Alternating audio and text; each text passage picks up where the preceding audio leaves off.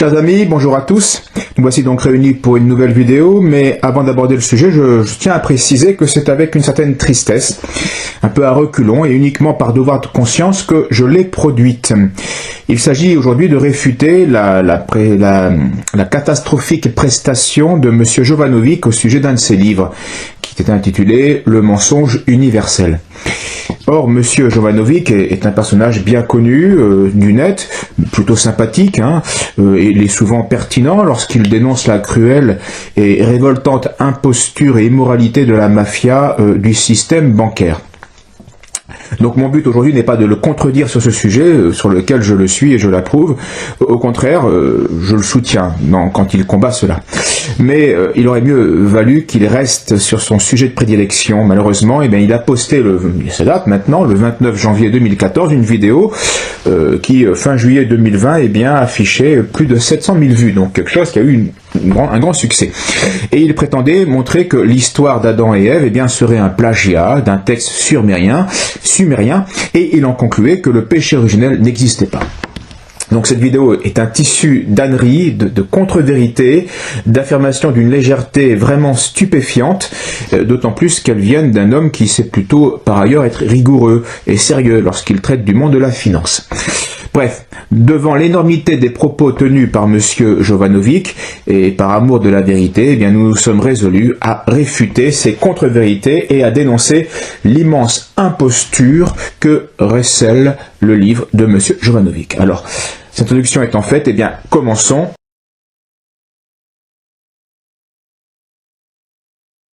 Le péché originel, bien entendu, est de nature sexuelle, c'est-à-dire que, avant toute chose, Adam et Ève, comme vous le dit le texte, ils se retrouvèrent nus et ils eurent honte. Alors que quand on vient au monde, on vient nu et franchement, on n'en a pas spécialement honte. Alors ça commence très mal. À peine ouvre-t-il la bouche que M.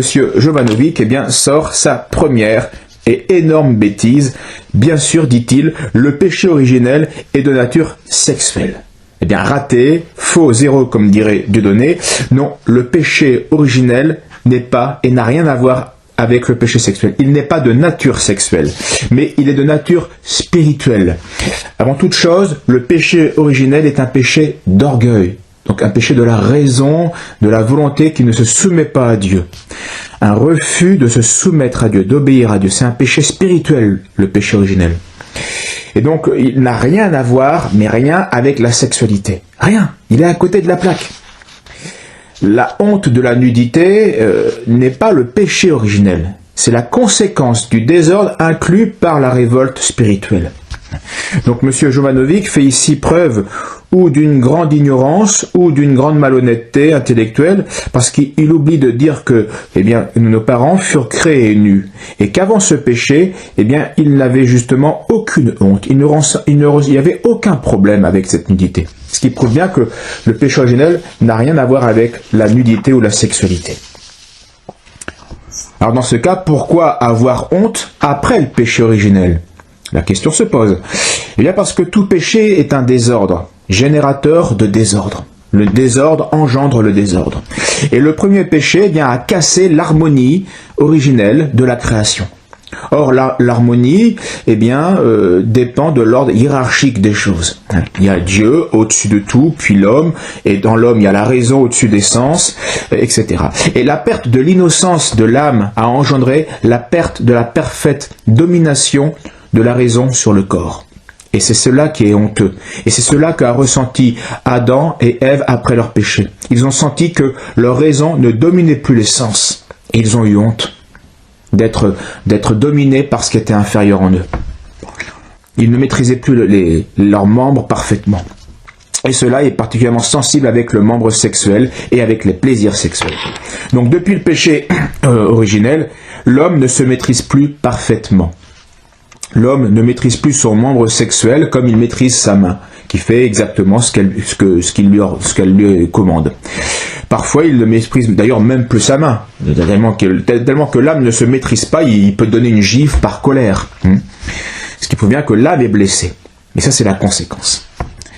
Or, il est honteux de ne pas se maîtriser parfaitement. Voilà pourquoi nos premiers parents eurent honte d'être nus. c'est-à-dire de ne pas se maîtriser parfaitement, parce qu'ils se rendirent compte de la déchéance spirituelle qu'ils venaient de commettre par le péché originel. Ils ont senti les conséquences de leur faute dans leur chair. Il est donc parfaitement stupide de comparer la nudité d'un enfant qui n'a pas encore l'usage de la raison et qui ne réalise pas sa nudité et qui ne réalise pas encore le combat entre la chair et l'esprit, de comparer cette nudité d'un enfant avec la nudité d'un adulte qui, lui, a l'usage de la raison.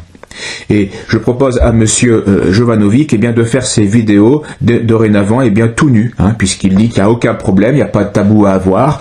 Il nous prouvera ainsi qu'il n'a pas honte de sa nudité et que tout ça est des foutaises. Bien.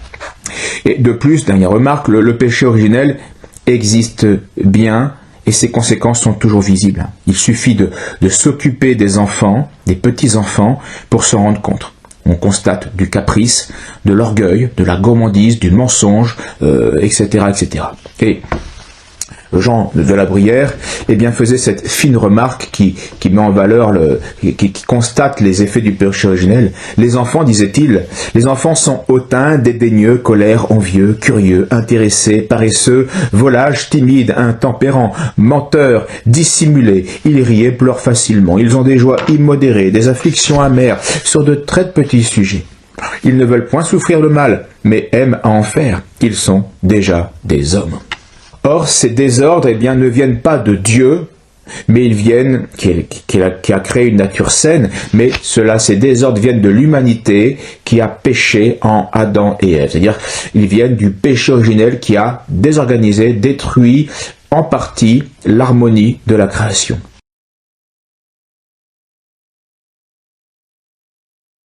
Et c'est quoi cette tablette Enki et Ninursag, où on a une déesse qui donne naissance à partir d'une côte. C'est quand même pas commun. Parce que n'oubliez pas, Dieu prend une côte d'Adam de laquelle il va fabriquer Ève. On a cette notion, pourquoi une côte ? Pourquoi pas un doigt, je sais pas, un cheveu, je sais pas, ce serait plus simple. Vous voyez ce que je veux dire ? Il y a quelque chose qui a jamais collé, tout le monde l'a senti, tout le monde l'a vu. Non, c'est extraordinaire, c'est extraordinaire. Pourquoi tant de bêtises ? Tout cela est ridicule. Mais en plus, M. Jovanovic est dans la manipulation. Tout le monde l'a vu, il y a quelque chose qui a jamais collé, ose-t-il affirmer. Donc le raisonnement de M. Jovanovic est le suivant.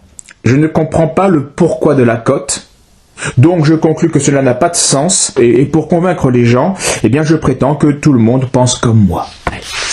Un sophisme, mais c'est celui qu'utilise M. Jovanovic.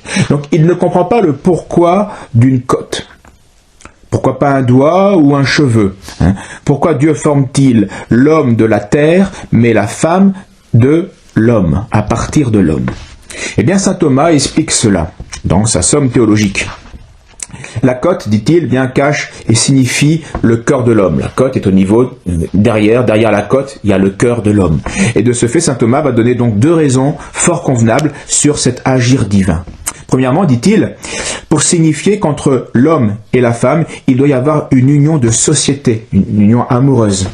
Car ni la femme ne doit dominer sur l'homme, c'est pourquoi elle n'a pas été faite de la tête, ni ne devait-elle être méprisée par l'homme, c'est pourquoi elle ne devait pas être formée des pieds. Donc, la femme est soumise à l'homme, mais l'homme ne doit pas la mépriser, il doit l'aimer. Voilà pourquoi c'était la cote. Donc la femme n'est pas au-dessus de l'homme, et c'est pas parce qu'elle est en dessous qu'elle doit être méprisée. Et deuxièmement, cela convenait pour le symbolisme sacramentel, mystique. Car c'est du côté du Christ, endormi sur la croix, qu'ont jailli les mystères, le sang et l'eau, par lesquels l'Église a été instituée. Donc il y avait là quelque chose de prophétique dans la création d'Ève à partir d'Adam. De même que l'Église est sortie du cœur de Jésus-Christ dans sa passion, où il a donné sa vie et où son cœur a été ouvert par la lance du soldat romain. Donc le même acte créateur révèle à la fois la dignité de la femme, mais aussi son inégalité de fonction. La femme n'est pas égale à l'homme, elle doit lui être soumise dans le mariage. Et la femme donc dépend de l'homme, elle est créée, mais elle n'est pas méprisée, elle est créée comme son aide, comme son complément pour achever la société humaine. L'homme a besoin de la femme pour créer une société familiale. Donc la femme est à la fois à l'image de l'homme, tiré d'Adam, et l'image de Dieu, créature rationnelle. Tandis que l'homme, lui, est directement créé à l'image de Dieu. Il est le chef de la société familiale. Mais la femme n'en est pas moins digne pour autant. Elle est, elle aussi, à l'image de Dieu, tirée du côté, du cœur de l'homme, afin qu'elle soit aimée au point que l'homme, dit l'Écriture, quittera son père et sa mère et s'attachera à sa femme, et alors ils deviendront une seule chair.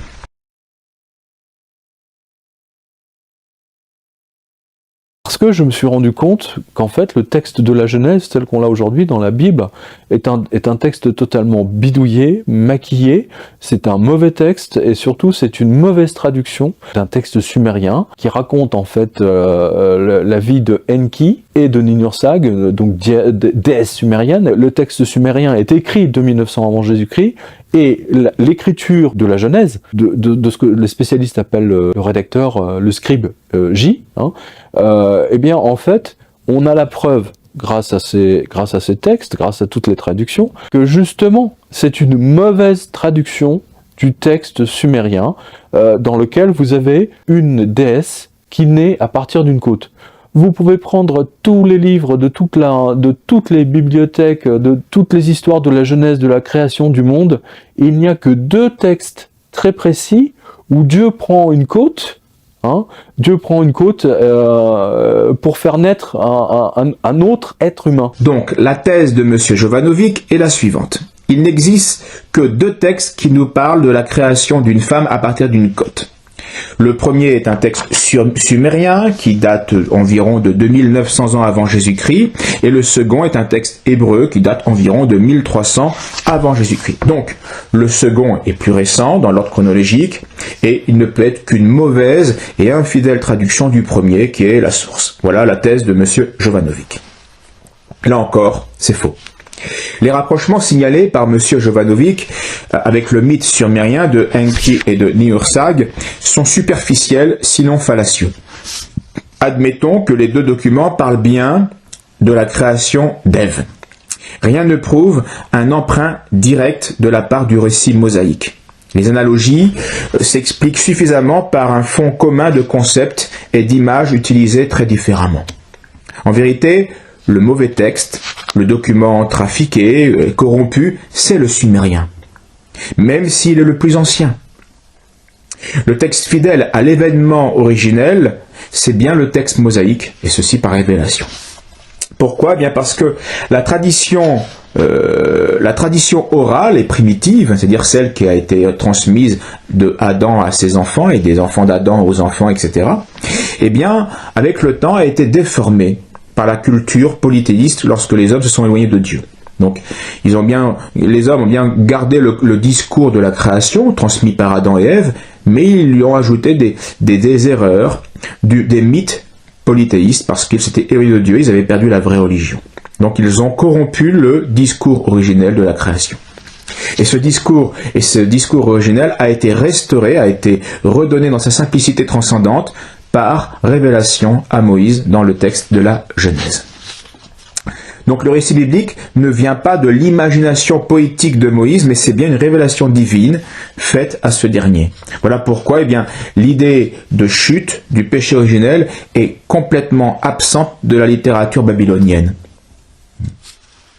Il n'y a plus cette transcendance religieuse. Il n'y a plus cette notion de chute et de péché originel. Donc ici, M. Jovanovic commet un contresens. Il évoque plusieurs traits, matériellement, c'est vrai, similaires dans les 2 textes. Il y a la côte dans les 2 textes, il y a la pomme, on parle d'un arbre, on parle d'une malédiction. Bien. Mais pour conclure ceci. Vous voyez que c'est le même texte, c'est évident. Eh bien non. Ce n'est pas le même texte, parce que ce n'est pas la même histoire. Ces 2 textes sont différents quant à l'esprit, et quand ils usent des mêmes images, ils le font de manière parfois certes concordante, mais aussi et encore plus souvent de manière discordante et contradictoire. La Genèse n'est donc pas une mauvaise traduction, mais bien au contraire une parfaite restauration de la révélation primitive transmise par Adam à ses enfants, et qui avait été déformé par la suite, au cours des âges, par les mythes polythéistes des générations infidèles, comme le manifeste le texte sumérien.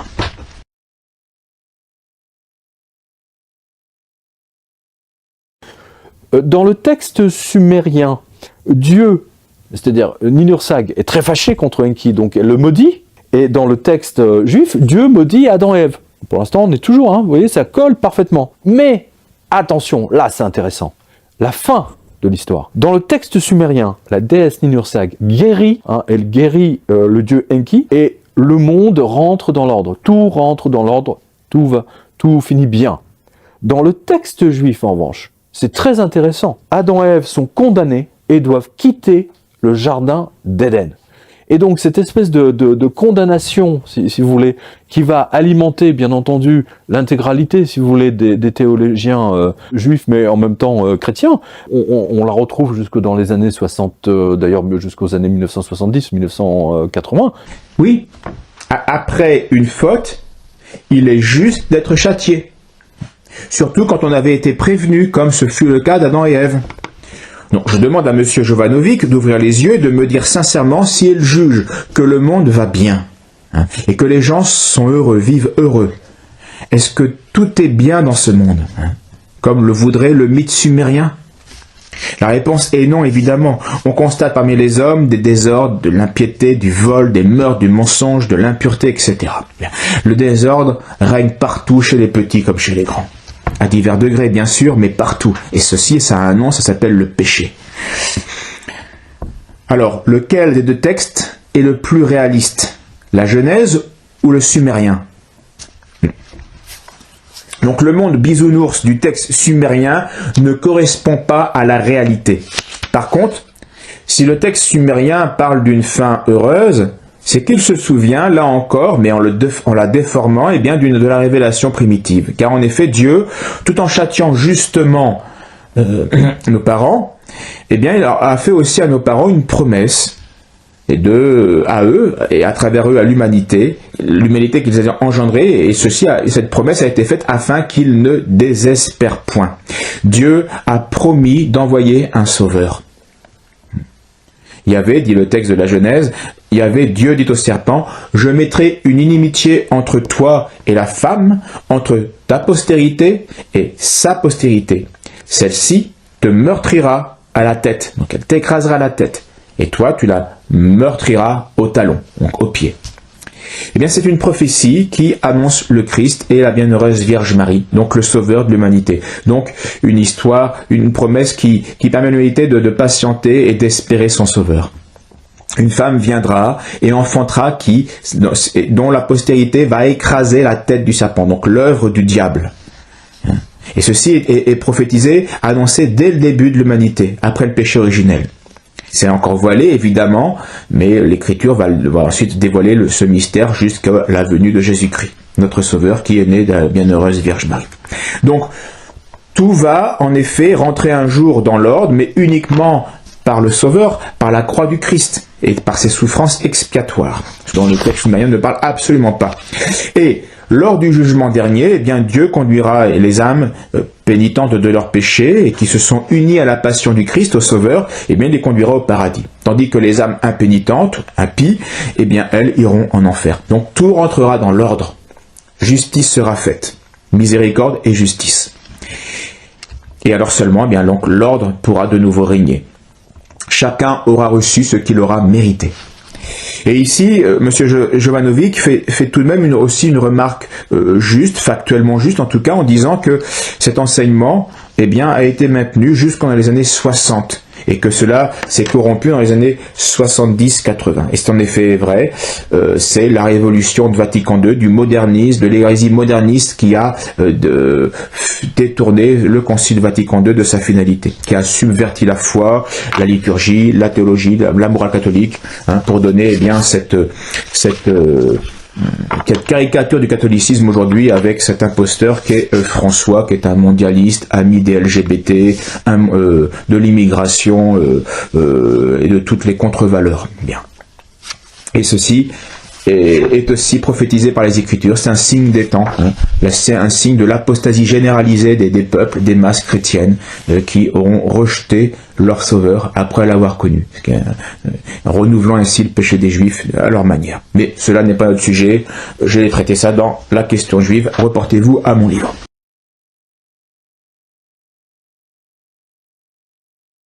Monsieur Jovanovic perd ensuite son temps à nous raconter une histoire toute personnelle et sans importance, mais qui peut être caractéristique d'une époque, d'un lieu, d'une difficulté. Bien.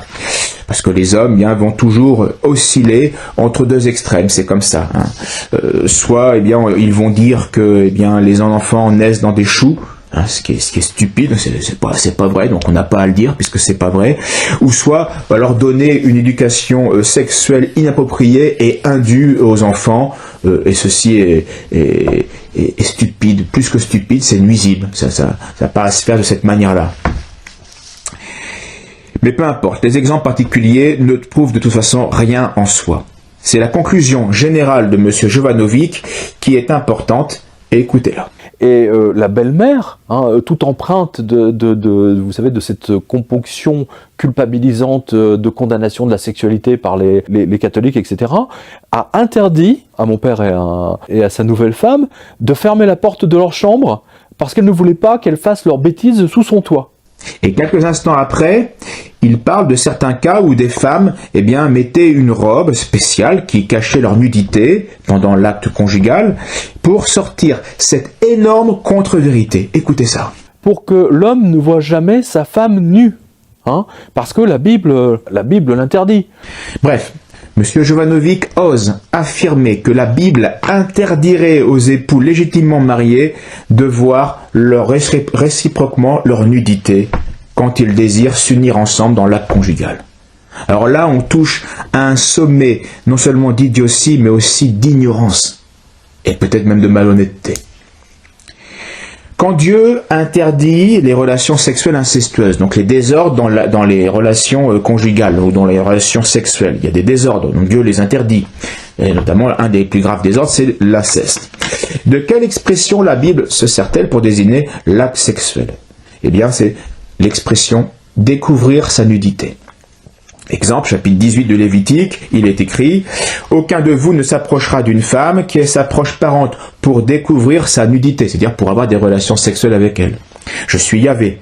Tu ne découvriras pas la nudité de ta sœur, donc pas de rapport sexuel avec ta sœur.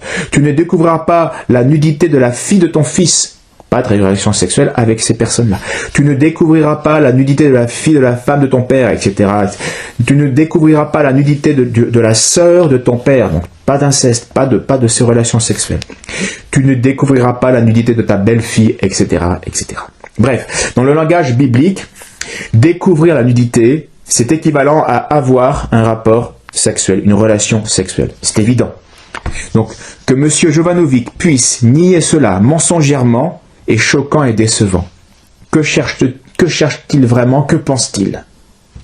Ce que la Bible et la théologie interdisent, ce n'est pas de découvrir la nudité de son épouse, c'est tout à fait normal, mais c'est d'avoir des relations sexuelles avec des personnes autres que sa conjointe légitime. En ce qui concerne la conception soi-disant culpabilisante de la sexualité chez les catholiques, nous y reviendrons par ailleurs. Mais pour l'instant, il nous suffira de rappeler à M. Jovanovic que lorsque Louis XIV, roi chrétien, en tout cas tout jeune roi, et il vient d'épouser sa femme, et il va être introduit pour la première fois dans la chambre nuptiale pour y rencontrer sa jeune épouse, la reine.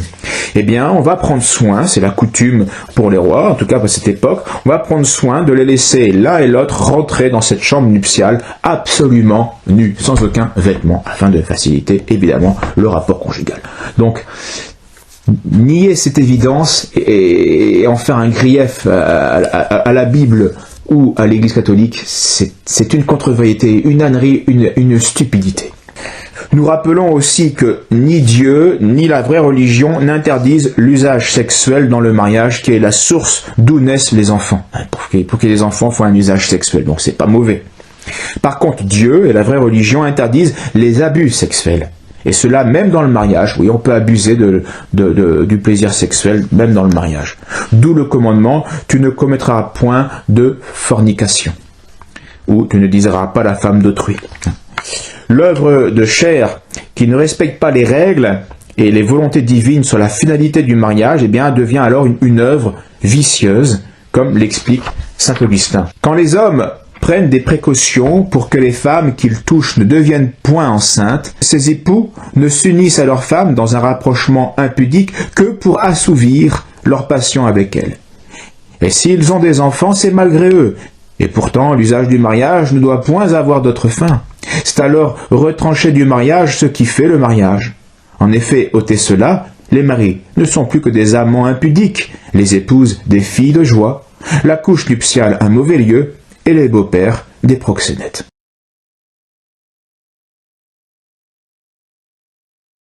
En fait, c'est un texte mal traduit. C'est un texte qui a été réécrit par un scribe hébreu, qui manifestement avait un sérieux problème avec les femmes, qui devait même sans doute être impuissant, à mon humble avis, comme je le montre d'ailleurs dans le livre, parce qu'on peut le voir à l'analyse des textes que le rédacteur fait passer des idées quand même extrêmement malsaines. Et justement, il y en a un qui va populariser ça, c'est Paul, Saint Paul, qui va donner toute cette église misogyne, qui déteste les femmes. Je pense notamment, Saint Augustin nous a fait tout un truc, je me souviens même plus si c'était émasculé, simplement pour être encore plus proche de Dieu. Vous voyez, j'ai mis en exergue quelque chose d'assez intéressant, c'est une citation de Saint Augustin. « Je veux me remettre en mémoire les souillures de mon passé et les infections charnelles de mon âme, non pas que je les aime, mais pour t'aimer, mon Dieu. La vérité me l'avait fait entendre de ta bouche. Des eunuques amputés par un acte personnel à cause du royaume des cieux. » Alors là, de nouveau, on est dans l'ânerie, et plus que l'ânerie, dans le délire le plus complet. Monsieur Jovanovic accumule jugement péremptoire, contresens farfelu et grotesque. Selon Monsieur Jovanovic, le texte de la Genèse a été écrit par un scribe hébreu, je cite, « manifestement impuissant, répandant ses idées malsaines ». A été bien placé pour le savoir apparemment. Bon. Rions et passons, il n'y a rien à dire. La stupidité est telle qu'elle se passe de commentaires. Comment il peut être sérieusement affirmer une bêtise comme ça?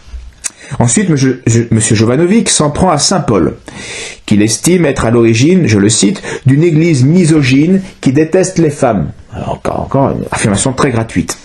Que répondre? Ceci. L'Église déteste tellement les femmes qu'elle considère que la plus sainte des créatures, parmi les hommes et parmi les femmes, eh bien, est une femme qui s'appelle la Bienheureuse Vierge Marie. Et c'est cette femme que l'Église et tous les chrétiens honorent particulièrement et au-dessus de tous les saints, fussent-ils hommes, fussent-ils évêques, fussent-ils apôtres. La Vierge Marie est au-dessus en sainteté et en vénération de Saint Pierre, de Saint Paul. Mais si l'Église du Christ honore la femme, eh bien, elle ne confond pas, elle sait aussi ne pas confondre l'ordre de la grâce et l'ordre de la nature. Alors, selon la nature, l'homme est le chef de la femme. S'il y a pourtant complémentarité, il y a aussi supériorité, alors relative évidemment, pas en tout domaine, mais il y a une supériorité relative de l'homme sur la femme. Et je conseille à M. Jovanovic de visionner quelques vidéos du sociologue Stéphane Edouard et il verra qu'il n'y a pas d'égalité entre l'homme et la femme, même s'ils sont de même nature. Cette réalité, même si elle est niée aujourd'hui par l'idéologie féministe, républicaine, c'est un fait scientifique. Ça ne les dérange pas de nier la réalité scientifique. Monsieur André Bergevin, un professeur des universités de Paris, dans son livre Révolution permissible et sexualité, eh bien, rappelle cette réalité biologique du rôle des hormones sexuelles sur la différenciation cérébrale qui empêche toute égalité entre les sexes. Je le cite. Rappelons simplement que la testostérone inhibe le développement de l'hémisphère cérébral gauche, qui fonctionne sur un mode analytique et assure principalement le langage, ce qui entraîne chez l'homme une relative prévalence de l'hémisphère droit, qui fonctionne lui sur un mode synthétique, entre autres pour ce qui est des relations spatiales. Ceci explique pourquoi une femme part beaucoup et facilement, et pourquoi une femme a plus de mal à faire un créneau qu'un homme en voiture. C'est à cause de la différenciation de l'inégalité sexuelle, des hormones sexuelles. Ceci explique certains traits caractéristiques de la femme. Précocité, performance verbale, souci du détail. Et de l'homme, fréquence de la dyslexie, inventivité instrumentale, synthèse. Non, décidément, l'un n'est pas l'autre. Du moins, tant qu'il y aura plus d'hormones testiculaires chez l'homme que chez la femme, ce qui ne semble pas près de cesser. Donc l'organe masculin sécrète en effet cette hormone jusqu'à 50 fois plus que chez la femme. Et en outre, cette hormone favorise chez l'homme donc un jugement, avec cette prévalence d'un cerveau sur l'autre, eh bien, elle favorise chez l'homme un jugement plus général, hein, qui va être source, eh bien, elle va être aussi source dans le développement physique d'une plus grande force, en développant l'ossature et la musculature, la voix plus grave, etc. Bref, la nature donne à l'homme, plus qu'à la femme, eh bien, des prédispositions nécessaires à être chef. Le chef qui dirige, c'est-à-dire qui doit agir et juger en fonction d'un bien commun, donc il va avoir une vue synthétique, tandis que la femme, elle va être plus intuitive, plus sur le détail, sur la faiblesse particulière des êtres. Et le chef doit aussi savoir faire œuvre de force pour protéger eh bien, ce bien commun, en sachant réprimer, punir, etc. Châtier, hein, ceux qui attaqueraient le bien commun, ceux qui vont dérégler le bien commun. Donc l'homme, on voit bien, est prédisposé naturellement à faire ces deux actions, qui sont les actions du chef naturel. Donc l'homme est bien le chef naturel de la femme. Par contre, ça c'est dans l'ordre de la nature. Dans l'ordre de la grâce, et Saint Paul dit, donc Saint Paul dit bien que l'homme est le chef de la femme, mais ça c'est l'ordre naturel. Mais lorsque Saint Paul parle de l'ordre surnaturel, il ne dit plus que l'homme est supérieur à la femme. Il dit que vous êtes tous des fils de Dieu par la foi dans le Christ Jésus. Vous êtes tous, en effet, qui avez été baptisés dans le Christ, vous avez revêtu le Christ. Il n'y a donc plus ni juif ni grec, il n'y a plus ni esclave ni homme libre, il n'y a plus ni homme ni femme. Et surnaturellement, ce qui fait qu'on a une valeur aux yeux de Dieu, c'est être uni au Christ. Et à ce moment-là, il n'y a plus homme, femme, homme libre, ou esclave, ou conditions, supériorité naturelle. Elles existent, mais c'est pas ça qui fait qu'on plaît à Dieu. La femme peut donc, selon saint Paul, être supérieure à l'homme en sainteté et en union à Dieu, au Christ. Et on pourrait citer quantité de textes des pères qui affirment cela. Je pense en particulier à Origène, à saint Jean Chrysostome et à saint Augustin. Alors justement, M. Jovanovic finit par s'en prendre à saint Augustin. Il laisse entendre qu'il se serait fait volontairement émasculer, donc couper les testicules. En fait, il se trompe, ce fait-là concerne Origène, qui d'ailleurs regrettera plus tard ce geste, qu'il considère comme étant une erreur de jeunesse, une faute d'un zèle aveugle. Donc il a réprouvé son acte. Il n'a jamais encouragé à faire l'erreur qu'il avait fait étant jeune. Et c'est d'ailleurs aussi un geste qui est, bien que très rare, que l'Église a toujours interdit et a toujours condamné. Ce geste venait d'une lecture toute littérale, grossière, charnelle, d'une phrase, d'une parole du Christ, qui parle de ceux qui se sont fait eunuques, donc eunuques qui justement se sont émasculés, hein, ceux qui se sont fait eunuques pour le royaume de Dieu, comme l'évoque la citation de saint Augustin faite par M. Jovanovic, et qu'il comprend lui aussi eh bien, de manière charnelle, grossière, comme le jeune Origène. Le passage se trouve en saint Matthieu, chapitre 19, verset 11. Le Christ parle de la fidélité perpétuelle que l'homme doit à sa femme. Puis il leur dit: tous ne comprennent pas cette parole, mais ceux à qui cela a été donné. Car il y a des eunuques qui le sont venus depuis le sein de leur mère, donc par une déficience à la naissance. Il y a aussi des eunuques qui le sont devenus par la fait des hommes, donc soit une vengeance, soit par la volonté des hommes. Mais il y a aussi des eunuques qui se sont fait eunuques eux-mêmes à cause du royaume des cieux. Et que celui qui peut comprendre, eh bien comprenne. Le Christ ici invite donc non pas à s'émasculer à la lettre, mais à se consacrer au service de Dieu par la chasteté. S'émasculer soi-même, ça veut dire c'est renoncer au mariage pour se consacrer au service de Dieu ou à l'œuvre du prochain, aux œuvres de charité envers le prochain. Donc les eunuques à cause du royaume de Dieu, ce sont ceux qui renoncent au mariage, qui font vœu de chasteté, comme le font aujourd'hui les religieux par les vœux de religion. Monsieur Jovanovic, c'est donc certainement mieux lire que quiconque un bilan comptable. Mais pour ce qui concerne des saintes écritures et de la théologie, là, il ne comprend plus rien au texte. Et il dit malheureusement n'importe quoi.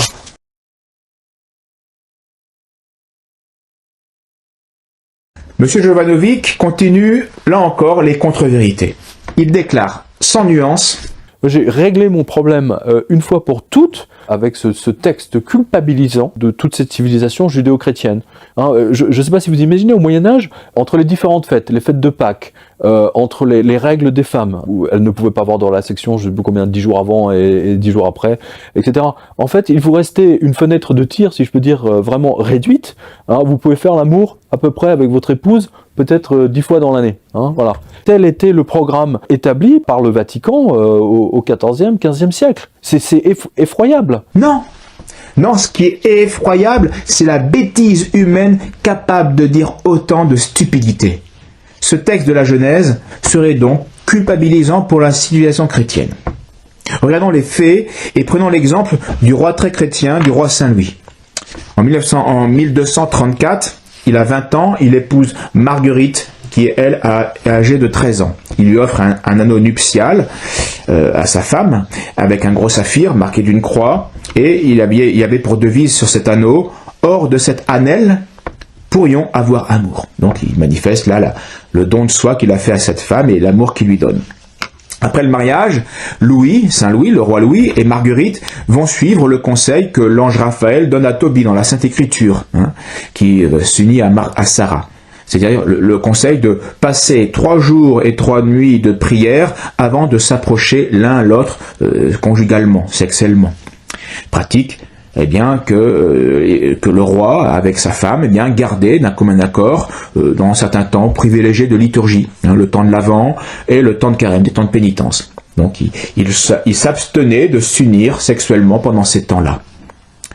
Eh bien, avec ces pratiques-là, qui étaient volontaires, qui n'étaient pas obligatoires, mais qui étaient conseillées par l'ange dans la Sainte Écriture, eh bien, ils n'en ont pas eu moins de 11 enfants. 6 fils et 5 filles. Ensuite, M. Jovanovic ose affirmer que le programme du Vatican au XIVe et XVe siècle était de permettre l'acte conjugal entre époux environ 10 fois dans l'année. Non. Il est sérieux? Il dit ça sérieusement? Je peine à le croire. L'acte conjugal 10 fois par an. C'est ça que le Vatican impose? C'est quoi ces sources? Fallait oser. Il a osé. Et j'ai honte pour lui. C'est une ignorance, mais crasse du problème. Monsieur Jovanovic confond obligation des commandements et conseil de perfection. Ou, comme on l'a dit avec Tobie et le roi Saint-Louis, où l'on s'abstenait de la conjugale pendant un certain temps, à certaines périodes de l'année. Ça, c'était un conseil de perfection, c'était pas une obligation. Et ce conseil n'était pas fait par mépris de l'œuvre sexuelle, de l'œuvre charnelle, mais c'était par désir de se consacrer à des œuvres plus spirituelles. C'est pas un refus d'eux, c'est une envie d'être plus haut. Et en ce qui concerne ce qu'il dit sur les règles des femmes, là encore, il n'y a pas d'obligation stricte, mais un conseil pour respecter la délicatesse de la femme. C'est pas les meilleurs moments. Mais il n'y a pas d'obligation stricte, il n'y a pas de commandement de péché grave sur cela, surtout s'il peut y avoir tentation ou d'autres circonstances qui y poussent. Ce qui est vrai, c'est que des époques ont été plus ou moins rigoristes. Et ça, c'est comme des hommes, il y a des hommes qui sont plus ou moins excessifs dans leur jugement. Donc c'est vrai, ça a eu des époques dans la chrétienté plus ou moins rigoristes. On avait alors parfois une conception exagérée et donc erronée de la communion au corps sacré du Christ. Et selon ces époques, selon les écoles théologiques, eh bien, les prêtres aussi, eh bien, on pouvait alors exiger une telle perfection pour s'approcher du sacrement qui était excessive. Et à ce moment-là, toute imperfection ou faute vénielle, eh bien, suffisait pour écarter du sacrement. Ce qui est un abus, c'est excessif. Même par respect pour la réception des choses saintes, c'était abusif. Et pour montrer que ce n'est pas un problème de relation conjugale, de l'œuvre charnelle entre hommes et femmes, qui avait ses excès et ses abus et ce rigorisme, prenons l'exemple de Sainte Catherine de Sienne, qui était une vierge consacrée, donc il n'y avait pas de rapport sexuel avec quiconque. C'est une vierge consacrée, une sainte, Sainte Catherine de Sienne. Eh bien, son confesseur ne lui avait permis de s'approcher du sacrement du corps du Christ que 5 fois l'année, 5 fois par an. aux grandes fêtes. C'est évidemment abusif car le sacrement du corps du Christ est une nourriture pour les vivants certes, mais une nourriture pour être un remède spirituel et non pas une récompense à une prétendue perfection. Donc pour les gens mariés, le problème c'était pas l'acte conjugal qui était en lui-même bon, mais c'était les imperfections qu'on y rencontre la plupart du temps. Et de même que manger c'est bien, mais souvent on mange un peu trop ou trop vite, ou avec trop de gourmandise, ou avec trop de recherche de raffinement. Donc manger c'est bien, mais on mange souvent avec gourmandise. Eh bien c'est pareil, l'acte conjugal est bon, mais on le fait souvent avec gourmandise. Et voilà pourquoi cela pouvait suffire à certaines époques rigoristes d'interdire la communion à des gens mariés. Il faut s'unir à son épouse, mais sans exagération, sans gourmandise. Et j'invite à ce propos à lire le beau chapitre 39 intitulé « De l'honnêteté du lit nuptial » dans le livre de saint François de Sales, très connu, l'introduction à la vie dévote. Donc résumons ce que M. Jovanovic appelle maladroitement le programme du Vatican. C'est-à-dire, quelle est la doctrine du Christ et de l'Église sur ce sujet-là? L'œuvre de la chair est un acte naturel et rigoureusement interdit en dehors du mariage. Là, oui, il y a un commandement là. Et cela, c'est pour le plus grand bien de la société et pour les enfants en particulier. Mais cet acte, donc, fait dans le mariage, devient honnête et parfaitement légitime lorsque les époux l'accomplissent suivant les règles dictées par la saine raison. Comme le remarque saint Thomas, un péché ne peut pas être la matière d'un précepte. Or, l'acte conjugal est commandé par saint Paul lorsqu'il dit que le mari rende le devoir à son épouse et que l'épouse rende son devoir à son époux. C'est-à-dire qu'il y a un devoir. Quand l'époux veut s'unir à sa femme, et la femme a le devoir de s'unir à son époux, et vice-versa. Et s'il y a un devoir, c'est que l'acte est bon. Sinon, il n'y aurait pas de devoir. Donc, l'acte sexuel entre époux n'est pas un péché, dit la doctrine catholique. Le mépris du lit conjugal, d'ailleurs, n'est pas catholique. C'est le propre des hérétiques, manichéens. La morale catholique enseigne même que l'usage vertueux du mariage, chez celui qui est en état de grâce, est un acte méritoire. C'est-à-dire que si on s'unit bien vertueusement à son épouse, et vice-versa, on fait un acte qui mérite des grâces et le ciel, parce qu'on se fait instrument de la providence et de la création divine. Si la fin primaire du mariage est la procréation des enfants, il y a aussi des fins secondaires qui peuvent par elles-mêmes légitimer l'usage de l'œuvre charnelle, à condition cependant de ne pas frustrer la première fin, qui est la plus importante, la première, de la procréation. Donc il ne faut pas, ça ne veut pas dire qu'il y aura fécondité à chaque acte conjugal, mais on ne doit pas en tout cas empêcher cette fécondité. On ne doit pas, par une intervention positive contre nature, la contraception, empêcher la première fin. Sinon, là, il y a un grave désordre, un grave péché. Donc, chaque conjoint a un droit égal à l'acte conjugal et c'est pour l'autre une obligation grave par elle-même de ne pas se refuser à une demande faite raisonnablement et sérieusement. Mais, user du mariage par une simple volupté, et non pas par un don de soi à l'autre, mais uniquement pour profiter de l'autre, et alors c'est agir contre les principes de la saine raison, c'est se rendre coupable au moins d'une faute vénielle, et qui peut être plus grave si le désordre est plus grave. Donc tout cela est fondé sur l'enseignement apostolique de saint Paul, chrétien, que le mari rende à sa femme ce qu'il lui doit, et que la femme agisse de même envers son mari. La femme n'a pas d'autorité sur son propre corps, mais c'est le mari. Et pareillement, le mari n'a pas de pouvoir sur son propre corps, mais c'est la femme. Il y a un don mutuel. Ne vous privez pas l'un de l'autre, si ce n'est d'un commun accord, comme saint Louis et sa femme Marguerite, pour un temps, afin de vaquer à la prière. Et puis, retournez ensemble de peur que Satan ne vous tente par votre incontinence. Je dis cela par condescendance, ce n'est pas un ordre. Voilà. C'est-à-dire qu'on peut prolonger ce temps, si on le veut.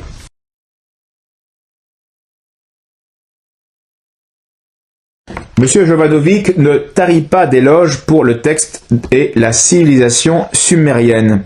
Je ne nie pas que les Sumériens soient la plus vieille civilisation connue du monde. C'est même logique, puisque la Bible parle de la création d'Adam et d'Ève aux environs de 4 fleuves, dont 2 sont connus, qui est le Tigre et l'Euphrate. les deux plus grands fleuves de Mésopotamie qui traversent justement le royaume sumérien. Donc rien d'étonnant à ce que cette civilisation ait eu l'écriture, puisque Adam avait reçu la science infuse. C'est évident, il n'y a rien de choquant, messieurs, on ne vient pas du singe, hein. On vient des fils de Dieu, on a été créé par Dieu, avec tous les dons de science qui avaient été donnés. Donc oui, l'écriture existait bien avant qu'on le pense. Adam et Ève étaient capables d'écrire, très probablement. En tout cas, il y en avait les capacités et l'intelligence. Donc l'humanité naissante est bien plus savante, hein, bien plus savante sur le monde naturel, sur les astres, sur les plantes, sur les animaux qu'on le pense. Mais civilisation plus vieille, ça ne veut pas dire civilisation sans défaut. Il y avait une grande sagesse naturelle, certes, mais avec le temps aussi une grande corruption surnaturelle, une grande décadence surnaturelle. Le mouvement de l'histoire des hommes n'est pas une évolution à partir du singe, idiot, mais une décadence lente des enfants de Dieu qui, en raison de leur malice et du péché. Un aveuglement commun, lent, mais qui s'est fait parce que l'homme se laisse aller. On voit bien, l'homme se laisse aller. Il faut faire un effort pour aller contre soi, contre ses mauvaises passions. Monsieur Jovanovic affirme de manière péremptoire et idiote que ce texte de Sumer serait un texte destructeur de la Genèse. Et que la méchante Église catholique aurait voulu garder son pouvoir en laissant les peuples dans l'ignorance de ce texte et en les culpabilisant sexuellement. C'est là encore des contre-vérités que les faits réfutent. L'histoire prouve abondamment que l'Église a toujours été la protectrice des sciences, des arts, et qu'elle a œuvré la première dans l'éducation des enfants par les monastères bénédictins, à l'école gratuite dans certains cas, et qu'elle fut elle aussi la première, la fondatrice des universités au Moyen-Âge. Et que des dizaines et des dizaines d'ordres religieux, masculins ou féminins, se sont consacrés, voués à l'enseignement du peuple. Mais pour essayer de nous faire passer son discours abracadabrant, M. Jovanovic va nous donner un argument qu'il croit définitif pour étayer sa thèse. Au XVe et XVIe siècle, les textes de la liturgie et de la Bible étaient en latin, alors que la plupart des gens ne lisaient pas et ne comprenaient pas le latin. Pire, la méchante Église catholique brûlait de gentils hérétiques qui voulaient simplement traduire la Bible pour la donner au peuple. Écoutez-le. Et lorsque le William Tyndale, un Anglais, a traduit la Bible en anglais, en langage populaire, il a fini sur le bûcher, à la demande des religieux. C'est quand même incroyable, qu'ils ne voulaient pas que le peuple puisse lire le Nouveau Testament ou l'Ancien Testament dans le texte. Ils ne voulaient pas qu'ils puissent lire la parole du Christ dans le texte eux-mêmes. Ils voulaient se garder le savoir. C'est une bande d'enfoirés. Eh bien non. L'enfoiré ici, c'est monsieur Jovanovic. Je suis désolé, qui raconte n'importe quoi. Et heureusement pour lui que le ridicule ne tue pas, parce qu'il serait déjà mort depuis longtemps. La réalité historique ignorée apparemment par monsieur Jovanovic est que bien avant le XVIe siècle, bien avant les protestants, la Bible dans son entier avait déjà été traduite en langue vulgaire, en français dès le XIIIe siècle, en espagnol le XIIIe siècle, en italien dès le XIVe siècle, en anglais dès le XIVe siècle, en allemand et en flamand avant le XVe siècle. Donc les principales langues européennes avaient déjà leur Bible en langue vulgaire. Toutes ces versions furent imprimées même plusieurs fois entre 1450 et 1500. Quant aux traductions partielles, par exemple celle des psaumes ou des évangiles, alors là, c'est encore plus ancien, et donc plus répandu. Alors intéressons-nous maintenant à ce William Tyndale, qui a traduit la Bible en langue vulgaire et qui a fini brûlé sur un bûcher. Qui était-il? C'est un ancien prêtre catholique et un ancien moine franciscain qui est devenu réformateur anglais, marqué par l'influence de Wycliffe, et qui avait rencontré Luther à Wittenberg. Bref, c'est un hérétique, influencé par un autre hérétique, et qui a suivi un troisième hérétique. William Tyndale sera donc un des premiers luthériens anglais. Et s'il tient tant à traduire la Bible en langue vulgaire, ce n'est pas par amour du peuple, mais pour tromper le peuple. Et y introduire de manière tendancieuse, subtile, ces idées de prétendues réformes, les faux principes de la réforme protestante. Tyndale donc sera arrêté à Anvers en 1535, il sera convaincu d'hérésie, emprisonné et condamné au supplice, comme telle était la loi dans l'Empire chrétien à cette époque. En 1536, sur l'ordre de l'empereur Charles Quint, il est saisi et étranglé, et puis ensuite son corps est brûlé. Les autorités catholiques ne se sont donc pas opposées à une simple traduction, comme le prétend M. Jovanovic, mais à une interprétation tendancieuse, luthérienne de la Bible. C'est pas pareil, nuance. On voulait Dieu sans intermédiaire, comme le disaient les protestants, refus de tous les intermédiaires, donc refus de tout ce qui a été institué par le Christ, donc destruction de la religion du Christ, plus de sacrements, plus de hiérarchie, plus de pouvoir pétrinien, etc., plus de sacerdoce. Écoutez la suite. Sylvestre de Sacy, qui a d'ailleurs fait une très très belle traduction de la Bible, qui a failli se retrouver en prison. D'ailleurs, je me souviens, il me semble d'ailleurs qu'il était jeté quelques jours en prison, simplement parce qu'il avait traduit la Bible en français. Est-ce que vous vous rendez compte? Donc ça continue. Monsieur Jovanovic devrait tout de même travailler un peu plus ces sujets. Une fois de plus, il confond et il mélange tout pour conclure à rebours de la réalité historique. Le maître de Sacy était en effet un fin latiniste très connu à son époque pour ses traductions d'ouvrages théologiques et édifiants. Assez tardivement, il sera ordonné prêtre en 1649 et il va devenir l'ami de Pascal et des jansénistes de Port-Royal. En 1661, il refuse l'arrêt royal de Louis XIV qui donne ordre de signer tous les prêtres ordonnent de signer le formulaire établi par l'Assemblée générale du clergé, quelques années avant, pour se soumettre aux décisions papales quant à la querelle janséniste de l'Augustinus. Bon, je passe, mais c'est ça. Donc monsieur de Sacy refuse cela. Et en 1666, malgré ses précautions, et il fuit se cacher du pouvoir royal, il va être arrêté et conduit un certain temps à la Bastille, à la prison.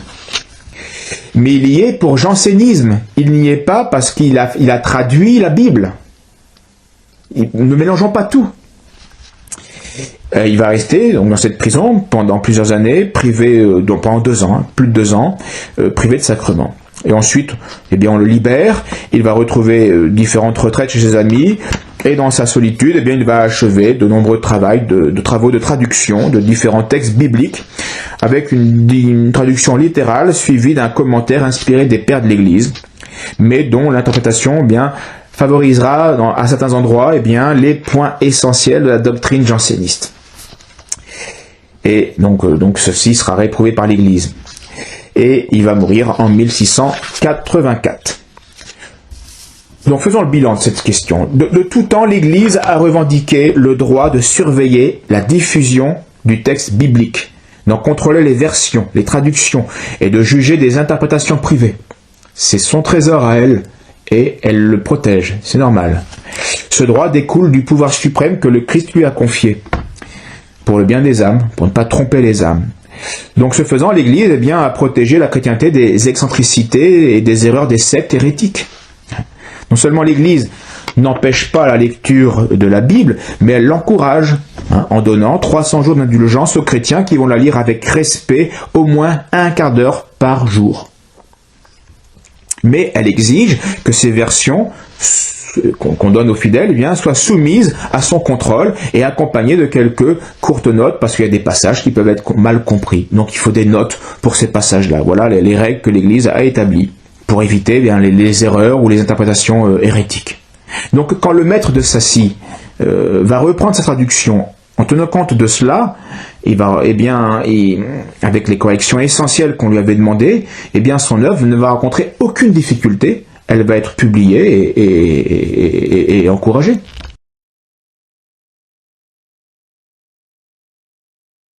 Et ce qui est intéressant d'ailleurs, c'est que la parole du Christ en ressort grandie dans cette affaire.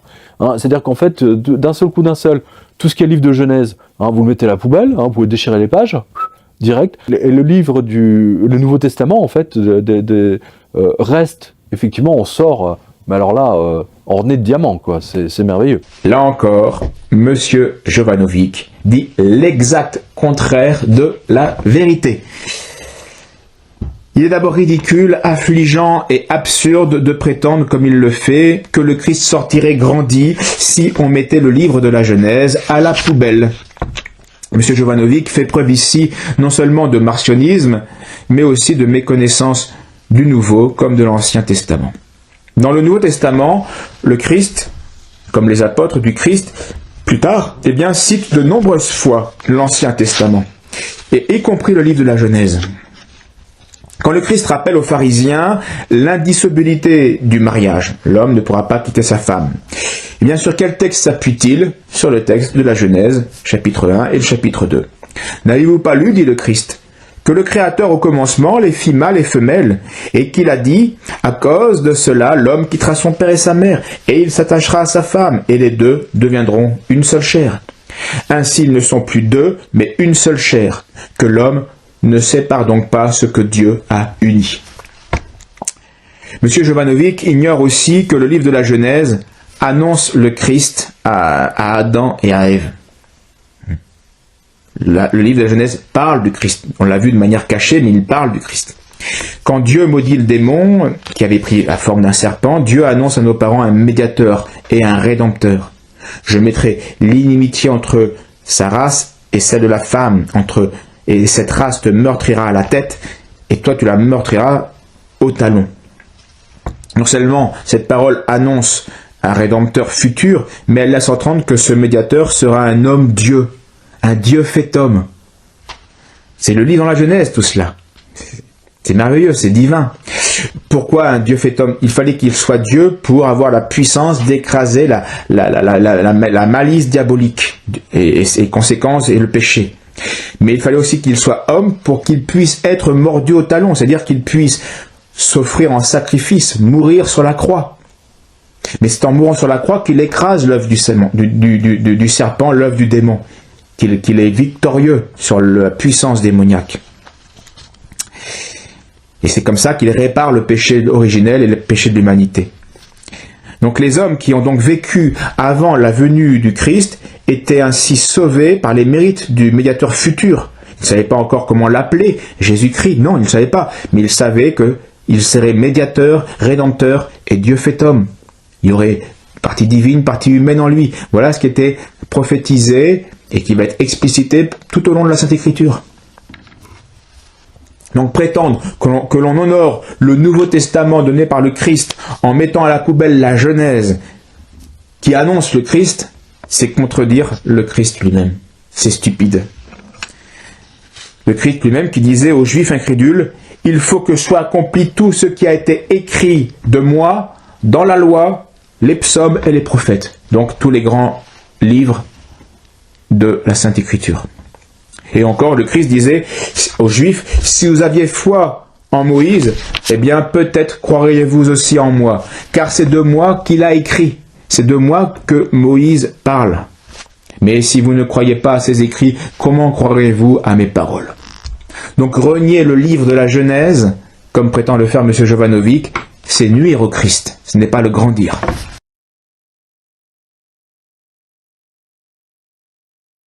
Ces Sumériens absolument géniaux qui nous ont légué une écriture incroyable de beauté et d'une poésie, et surtout ils étaient eux n'avaient pas de culpabilité à propos du sexe. Alors nous ne nions pas une certaine grandeur naturelle de la civilisation sumérienne, mais M. Jovanovic, par ses louanges sans limite, manque de mesure et de jugement, aveuglé qu'il est par sa thèse indéfendable.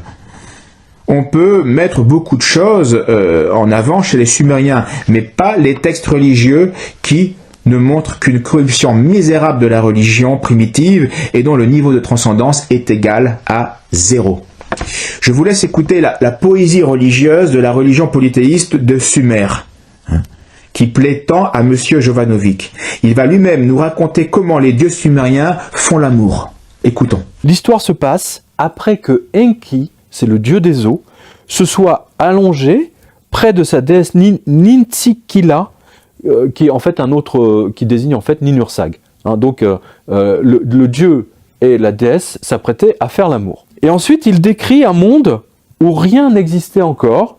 Enki, donc le dieu des œufs, se tourne vers sa déesse, Ninursag, et tout excité, notez-le bien, donc c'est une façon donc en érection, il arrose le pays d'eau et de verdure avec son pénis. Ensuite, il fait l'amour avec elle dans le marais. Voilà. Donc vous voyez bien que la création du monde, exactement comme je le disais précédemment avec le dieu Ammon, hein, c'est une création avant tout sexuelle. Hein, c'est une création des dieux. Voilà. Et en compagnie d'Izimud, donc son conseiller, Enki découvre une petite fille qui va naître de cette étreinte, parce que la déesse Ninursag, au lieu d'accoucher en 9 mois, elle, parce que c'est une déesse, elle accouche en 9 jours. Et elle devient adulte aussi en 9 jours. Voilà, c'est important. Je vous garde la surprise pour le reste, parce que vous allez voir que c'est une histoire avant tout très sexuelle. Hein. Alors, qu'est-ce qui ressort de tout cela? Les polythéistes avaient une vision déformée, charnelle, grossière des dieux à l'image des hommes, pécheurs, tandis que le monothéisme, eh bien, du vrai Dieu de la Genèse est transcendant, spirituel, oui, Dieu est sans corps, au-dessus de la création, et lui-même étant l'être éternel et source de tout être. Mais elle annonce aussi cette incarnation de Dieu, le Christ, qui va nous sauver. Donc les Saintes Écritures, religieusement, sont sans aucune comparaison avec les textes de Sumer, qui sont des déviances de l'homme.